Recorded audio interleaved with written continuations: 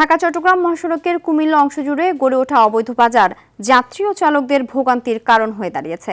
মহাসড়কের দুপাশ দখল করে বসা বাজারের কারণে প্রতিদিনই তৈরি হচ্ছে তীব্র যানজট, ঘটছে ছোট বড় দুর্ঘটনাও। দ্রুত সব বাজার অপসারণের দাবি যাত্রী, চালক ও পরিবহন শ্রমিকদের। কুমিল্লা দক্ষিণ প্রতিনিধি সৌরভ সুমনের পাঠানো তথ্যচিত্রে আরও জানাচ্ছেন সুলাইমান কবির। ঢাকা চট্টগ্রাম মহাসড়ক 4 লেনে উন্নীত হওয়ার পর কিছুটা স্বস্তি ফিরেছিল যাতায়াতে।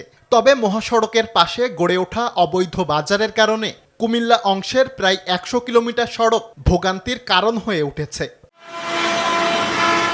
জেলার গৌরীপুর, চান্দিনা, নিমসার, পদুয়ার বাজার, মিয়াবাজার ও 14 গ্রাম সহ একাধিক এলাকায় গড়ে উঠেছে এসব অবৈধ বাজার।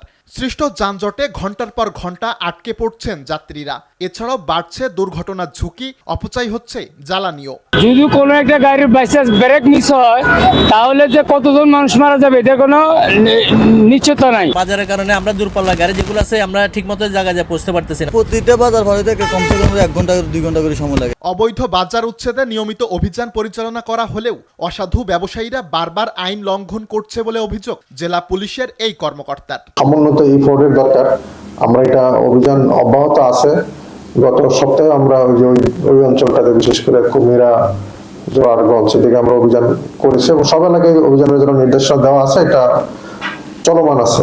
দ্রুত ও স্থায়ী ব্যবস্থা না নিলে ভবিষ্যতে এসব বাজার বড় দুর্ঘটনার কারণ হতে পারে, আশঙ্কা সংশ্লিষ্টদের। সুলাইমান কবির, RTV।